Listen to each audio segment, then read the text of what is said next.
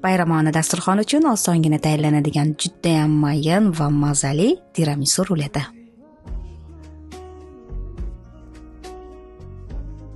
Demak, rulet biskviti uchun quruq va yog'siz idishga 5 dona tuxum, chimdim tuz, 1 choy qoshiq vanilin shakari va 150 gram shakar solib, quyi ko'pik bo'lgunicha taxminan 10-15 daqiqa ko'pirtiramiz.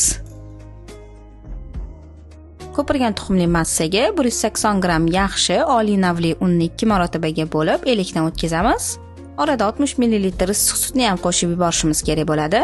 Massani shoshmasdan lopatka yoki venchik yordamida pastdan tepaga yurg'azib, qumoqlari ketguncha aralashtiramiz. Tayyor biskvit xamirimiz mana shunaqa ko'pikka o'xshagan quyuqroq holatda bo'ladi. Xamirni pishiriq qog'oz solingan listga quyib, 180 darajada qizib turgan duxovkada 15-20 daqiqa orasida pishiramiz. Pishgan biskvitni issig'ida pishiriq qog'ozdan shilib, qayta yana o'sha qog'ozga zichroq o'rab, soviguncha xonada qoldiramiz.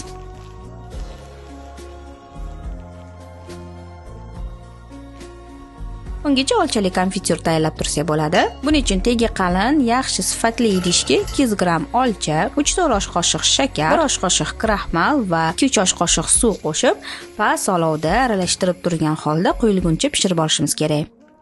300 gram krem chizga 4-5 osh qoshiq shakar upasi, 1 choy qoshiq vanilin shakari va 350 gram qaymoq solib, mikserda quyilguncha ko'pirtirib olamiz. Juda ham mazali, eng asosiysi esa me'daga tegmaydigan krem tayyor. Ruletni yig'ishga kirishamiz. Birinchi bo'lib, biskvitni achchiq damlangan kofe bilan yaxshilab namlantirib olishimiz kerak. Kremdan 3dan 1 qismini ustini bezatishga olib qolganini biskvit ustiga bir tekis surib chiqamiz. Ketidan olchali konfini surib, zich qilib rulet o'riladi. Tayyor bo'lgan ruletni kamida 2 soatga sovutgichga olib qo'yamiz. Endi rulet chetlarini tekislab, olib qo'yilgan krem bilan bezatib chiqamiz.